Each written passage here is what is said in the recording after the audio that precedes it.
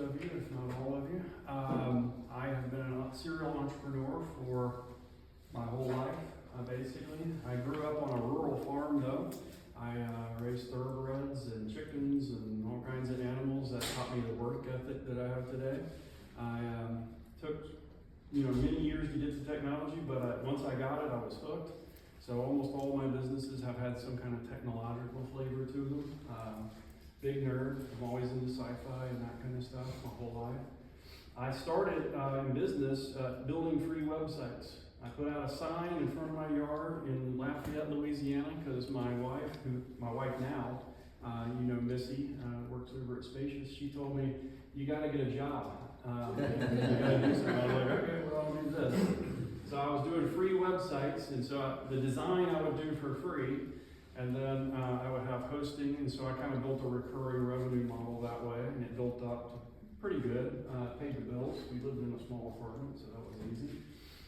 I went to college for 8 years. I'm not a doctor. I didn't graduate. It wasn't for me.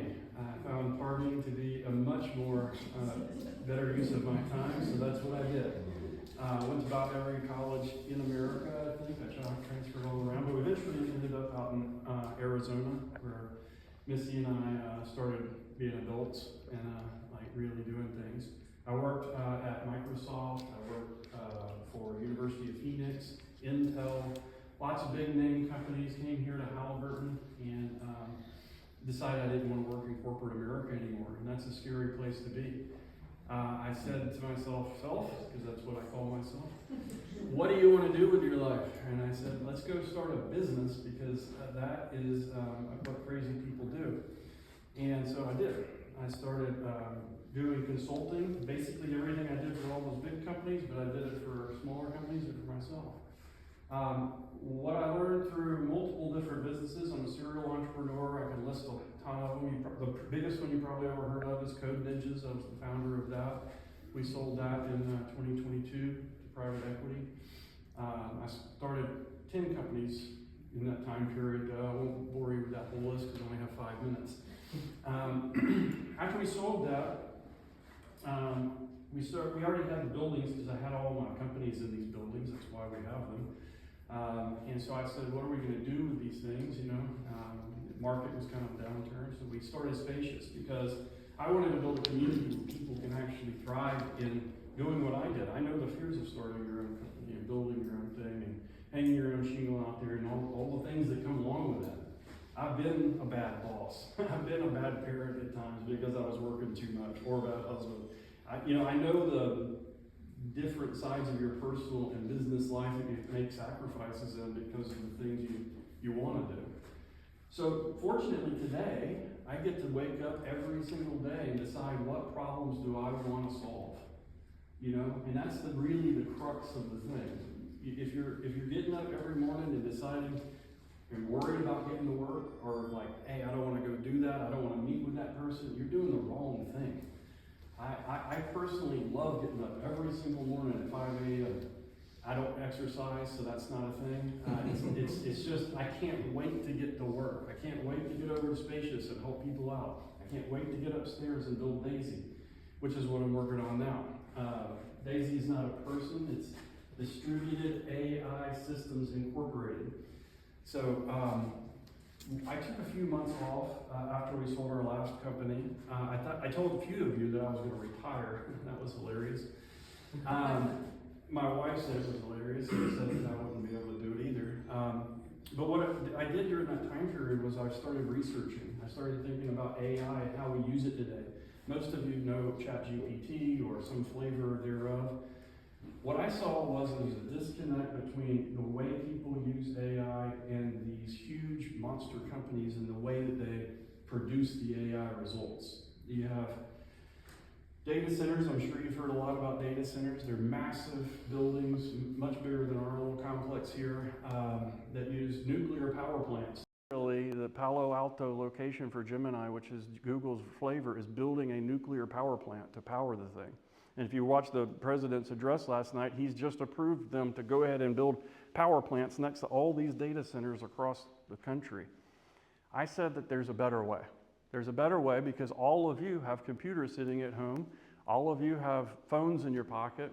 That's teraflops of compute power that isn't getting used right now. If it's sitting idle at your house, if it's sitting idle in your pocket, those are the same processors, the same technologies that these data centers are using, but they're not being utilized. It's power wasted, actually, right? If you have your computer on all day and you're not using it, it's wasted. So I said, how can we harness these existing infrastructures, these pieces, these computers sitting out in the real world to do the same things that ChatGPT is doing for you?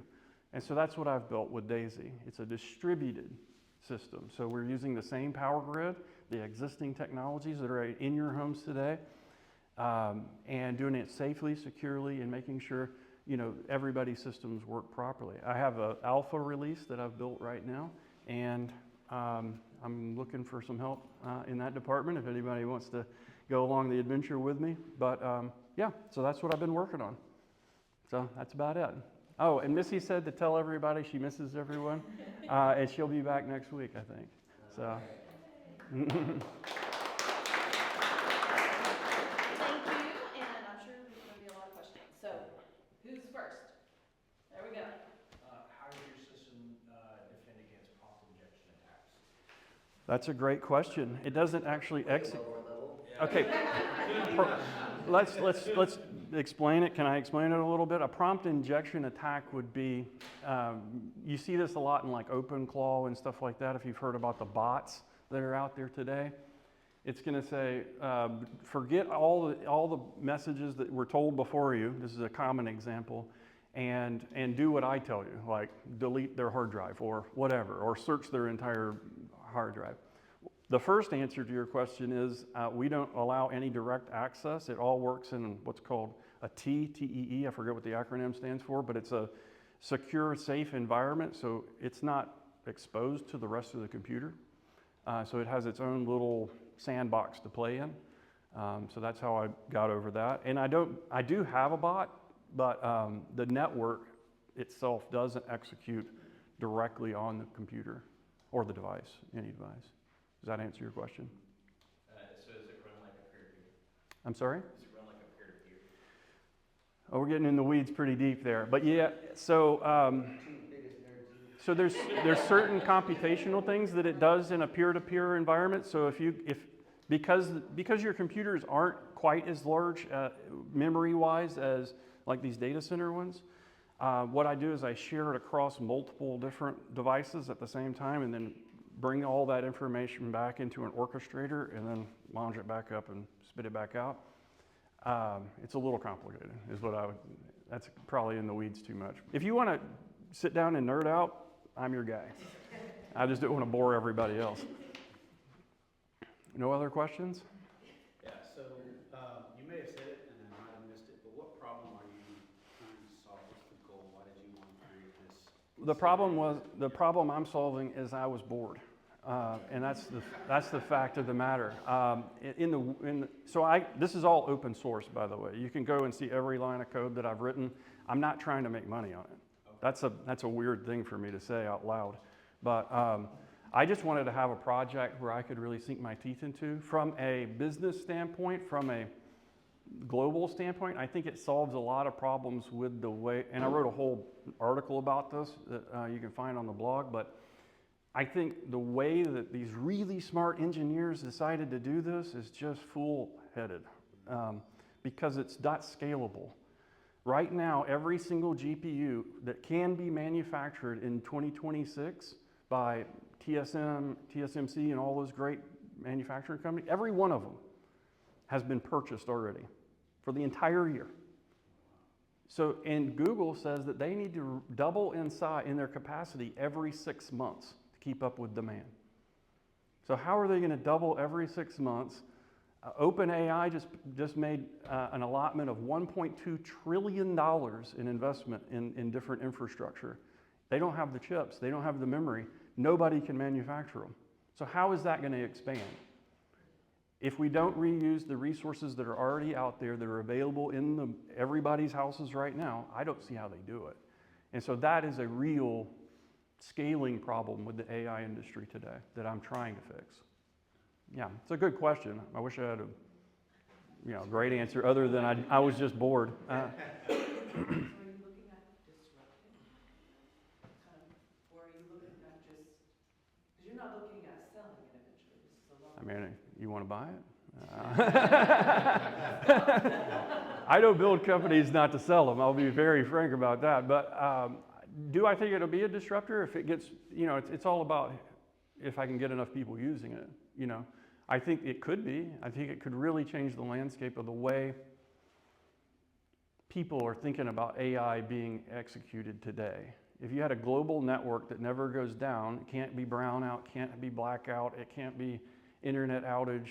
If it was on Starlink, it couldn't even be internet outage, right? It could operate on all those kinds of platforms, and it would just be its own living kind of breathing organism by itself, without me even. It's decentralized, so it just works. Yeah. So could it? Maybe. Am I trying to do that? No, I'm just trying to wake up every day and go to work and have a good time. Most disruptors will try to disrupt. Yeah. So I'm kind of, and maybe I'm thinking about it wrong, but to me, like I feel, it sounds like, or I see it like, it sounds to me like kind of blockchain type Yeah. technology. So if where you have all these different computers, trying to solve one, a specific. So blockchain is a pretty good analogy in that you can run the thing that produces the encryption algorithms and everything. You've heard of mining you can run that on your computer at home, right? If you know how. And it's kind of like mining for LLM. There's a difference here. Whenever you're doing blockchain, there's a race. Everybody wants to produce the block first. I'm not doing that. It's orchestrated. So we're not in a race for who gets to do it. I tell the system tells who's going to get to do it. And so it's an much more efficient way to do it. But yeah, it's a pretty good analogy, I think.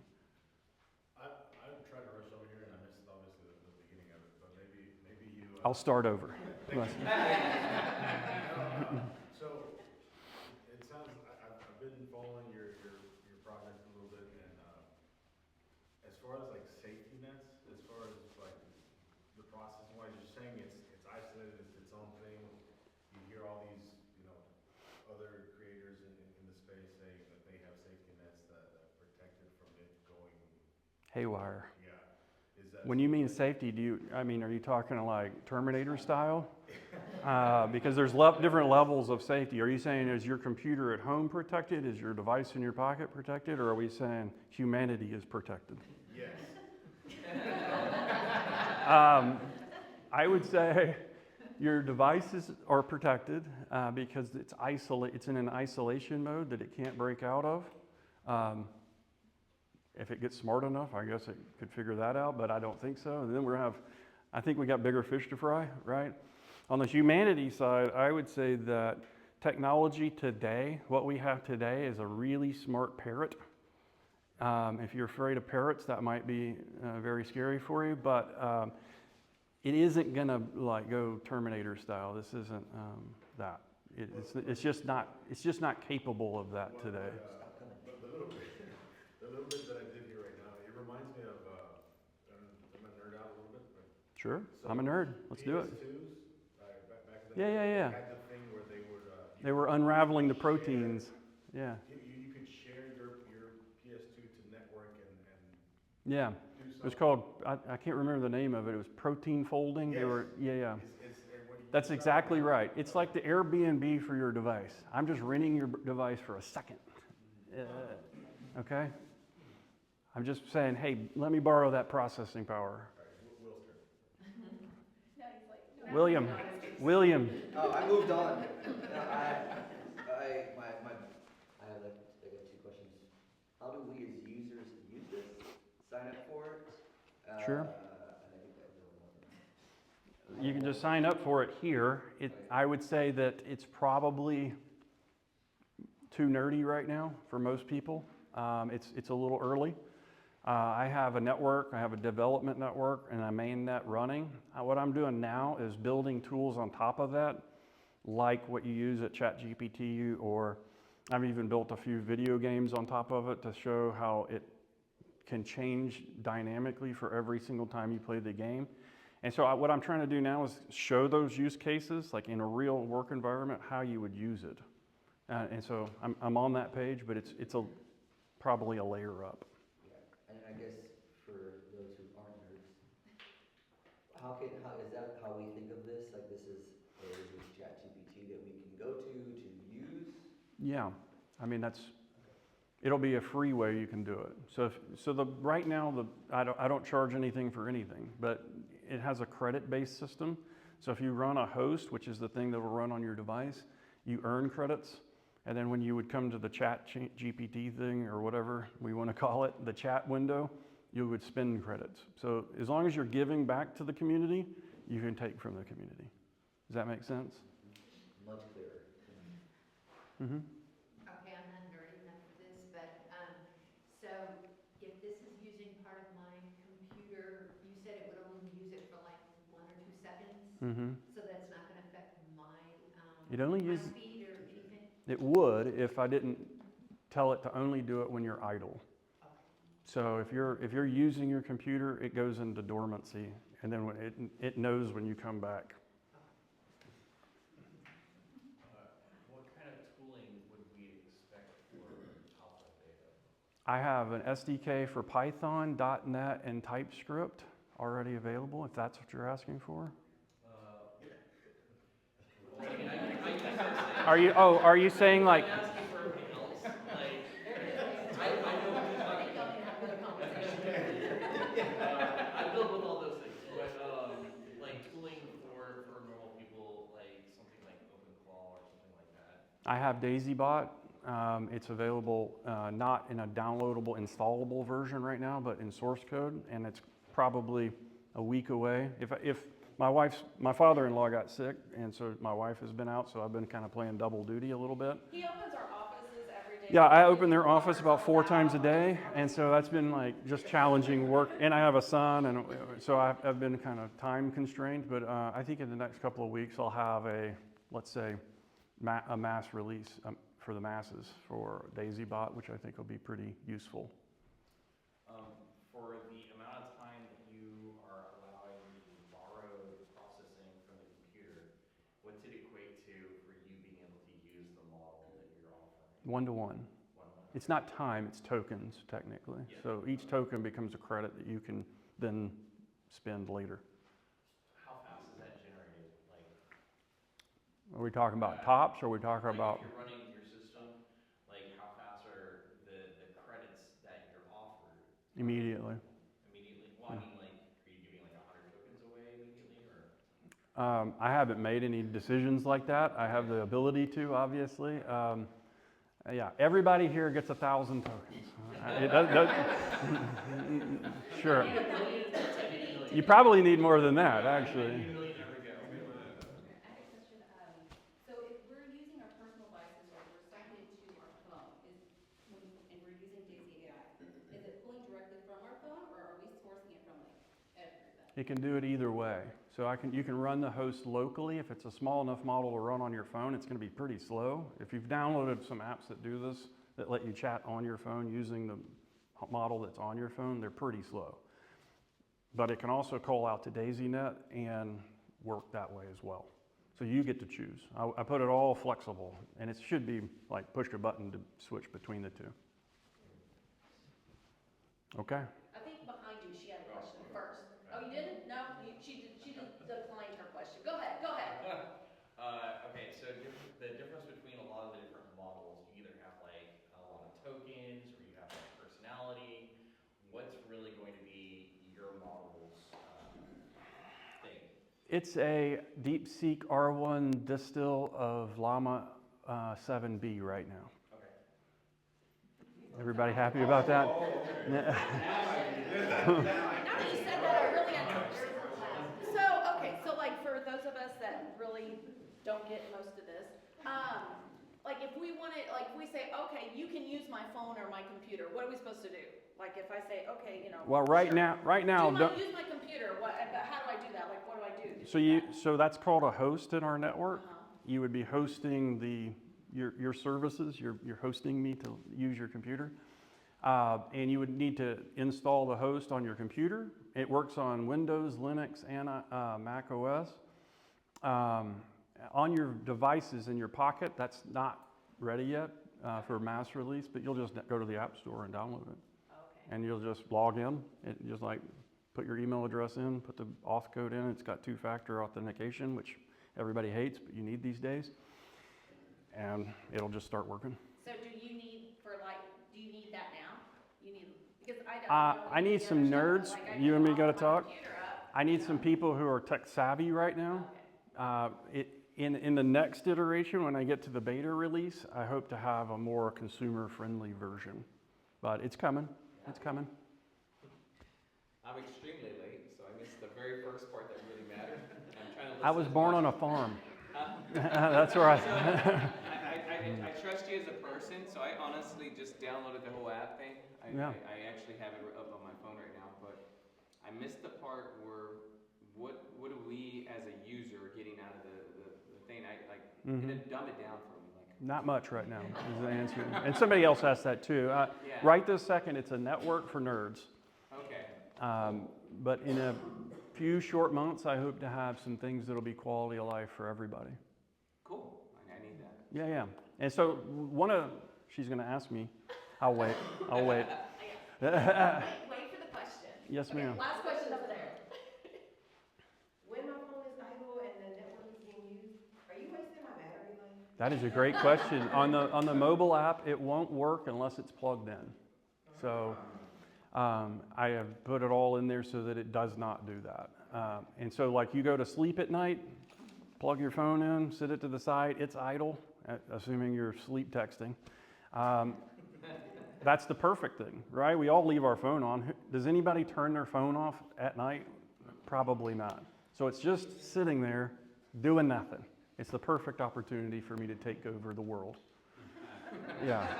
Go ahead, Karen, you can ask. So does it make your phone get hot? It does not, actually. I thought it would, but it doesn't. It didn't mind.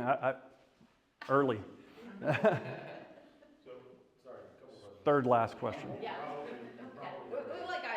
I'll be here for the rest of my life, so y'all can come and talk to me anytime. I know when I came in, you mentioned that you were doing it for fun, you weren't profit-wise, but I mean, most of all of us start here business owners, like, what is the financial return for you? Well, I mean, one day, I guess I could build applications on top of the network that are AI enabled, and I don't have to pay for inference through our network. So I would be able to have those tools to the masses, to your point, that are useful for everyone, that I do charge for. Does that make sense? Yeah. All right, so now the question, how can we as a community help you? Well, I'm so early that I don't know what I need exactly. So you need to tell me what you need so that I can stay on the happy path, right? I don't want to work my ass off building something that nobody wants. So if there's a tool, if you said, you know, it'd be great if my CRM did this, it would be great if my QuickBooks did this, or whatever. I've been looking for that thing. I can build anything, and I'm not bragging. It's just a fact of the matter. With Cursor and AI tools to help me build, I can build it fast. So tell me. That's what I need from you. And also, help me build the spacious community.